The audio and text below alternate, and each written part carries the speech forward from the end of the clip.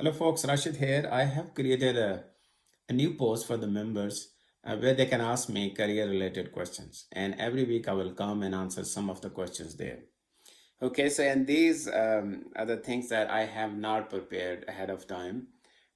So based on whatever question comes, whatever my thoughts will be at that time, that's what you're gonna you're gonna get. But yeah, I'll try my best to cover every aspect of your question. All right, the very first question that I'm looking at here is, so first I'm going to read the question and then answer. Okay, thanks for creating this thread. I am currently working as a standard cell layout engineer where I make layouts with focus on area, power, performance. Day-to-day activity involves making layout, understanding DRCs, DFM rules, and some automation to enhance flow. Okay, so you are on the layout side. Okay. I'm interested in exploring the PD STA side of the flow with a focus on the methodology part. As of now, I am learning STA PD. However, I am unsure how to make this transition. What else should I focus on? Is there something else that I'm missing? I haven't started giving the interviews yet. Okay, great questions. Uh, yeah, so I think a lot of people will have this question. A lot of people who wants to make transition to physical design and STA. Okay, so you looks like you have been studying, right? And looks like you have been taking some courses, right? Since you're a member, I assume you have gone through my STA course and watch the videos there. And make sure that I was talking to another member the other day. He was from Cadence, so he approached me within Cadence Network. So I gave him this suggestion that the best way after you finish my STA course or anybody's course, right? Um, Then after that, I assume you have some theoretical understanding of it. In my STA course, I have gone through a design that I didn't do STA on, and I've gone through all the steps, from reading the design, needing a netlist, spef, and then creating constraints, check timing, and then making sure check timing is clean, and then I went into analysis and all that. Okay, but I understand that, okay, when you do first time you don't get a good idea of that. The best way after that is that you take a design on your own. Okay? And I know that I was not able to share that design because just a netlist spef sharing is not going to help you. I mean, I could have shared netlist and spef, but I won't be able to share the technology standard cell library and all that, right? And that's why I started this new series where I can do an open source so that I can give people design and then technology, and then they can, practice on their own. So what I was saying, the best thing, the next thing is to take another design on your own, netlist, spef, take an open source, or for example, yeah, you are already working. So wherever you are working, you will have access to a library, right? So you are lucky. You have access to tools, you have access to standard cell library because you are yourself in the team. You can talk to somebody or maybe take an open source design, right? Um, in that, take an RTL, figure out, or somebody can take it through synthesis, a place and route. If not, maybe that's a great way for you, right? Do the synthesis, place and route, whether you have cadence tools, whether you have synopsis tools, learn those. I also did previously a series on syn to APR, right, where I used Fusion compiler, for example. So you can learn through that flow and generate your own synthesis database first. By the way, you can run the sign of timing type thing on the synthesis database too. You don't have to go all the way to place and route. You will not have your CTS there, but you will have a netlist. From synthesis, you can generate a spef if it's a physical array, and then you go on from there. You will not be able to make a clocks propagator because you don't have any clock tree there, but a lot of things you can learn on that. The bottom line is you need to take a block through STA flow or through physical design flow yourself.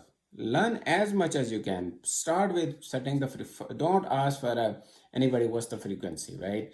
Based on the design, figure out from your check timing where do you need to define clocks. How do you need to define input output delays? What are the internal path groups? Set a clock 2 gigahertz, 1 gigahertz. See how many violations you have and understand all those violations, right? Uh, Theory courses, there is a limit to what. Now I believe you are at a point where you need to take a design through and learn it on its own. That's one thing. Okay. Then in parallel, what you need to do is the best learning is when you actually get a job in that field. Now, when you are brand new uh, in a new field, let's say you spend 5 years in other fields and now you want to change. Now, that 5 years, even though you didn't work on PD and STA, but like you were working on standard cells, so you definitely have a lot of know-how of things, right? So when you go to PD and STA role, you will not be completely green, right? You will already have a lot of idea because standard cells, those are the core things there, right? If you understand what is inside standard cell library, that's a lot of work already you're familiar with. So you need to start applying. Try to get a role. Uh, Give interview. In the interview, the best way I tell people is if within the company you take a PD and ST role, even if um, it's a low grade, or talk to the manager, say, okay, I'm really excited, I'm passionate about it. See, managers look for passionate people, right? It's bad, on one side you have very experienced person but don't have a passion. On the other side, you have somebody who's really passionate about it. I would hire that person because that person will figure out the ways on his or her own. Okay, so be open, talk to other managers that you know in the physical design team, seems you have interaction with them, and say, hey, I'm willing to take that risk. I know it's probably not my experience level because it's going to take me a little bit of time, but you will ramp up pretty quickly. Okay, I'll try to convince the manager and say, okay, I've taken these courses, I've taken this blog. Some companies also have, we used to have an internal rotation kind of job. You, for 6 months, 3 months, you go to another group, covering somebody's sabbatical, right? There's another way, go there with full time. See, I tell you this, even though this you keep doing your sensor, but 20% spend time on something and it looks attractive, but it's not practical. A lot of these things are you need to go 100% into those things and just do them. Okay, this 20% thing doesn't work. So I would suggest maybe talk to your manager, the other manager, go there for 6 months, a year, and 100% PDSDA, and tell them I'm going to spend a year, and then we will assess. And if you think you like it, you're able to impress the other manager, right? Well and good. So bottom line is, I don't know situation of other people, but the main thing is you need to find position within the company first. Bigger chance that you get there. Instead, if you go somewhere else, they don't know you. You don't have a track record, and they might take you in a very junior position if you are willing to do that.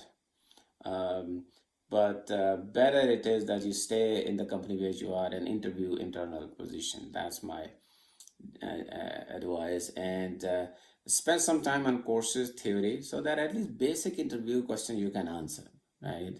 If somebody asks you how to check on clock cells, how to make check timing clean, why you create virtual clocks, what is setup hold time, what if I have different clock frequencies come in, my MCP is how you're going to define that, right? Some concepts on divide by 2, divide by 4 of that. When two clocks go through multiplexer, which one goes to the output, stuff like that, all those things that I've covered inside the theory as well as practically later on. Do that STA my videos one more time. Don't just do once and you got it. Go back again, because first time you all will miss something. Go back again, and that will help you prepare for those interview basic questions. All right, long answer, but I hope it was useful for you and useful for many others out there too. Okay, I will take the other questions in future videos. I see there's 1, 2, 3 more. Okay, so I will pretty soon answer those ones. I will answer every question there. So keep bringing questions your career related there, and I will answer based on whatever my own experience and knowledge is. Okay, thank you so much. See you next time. Bye.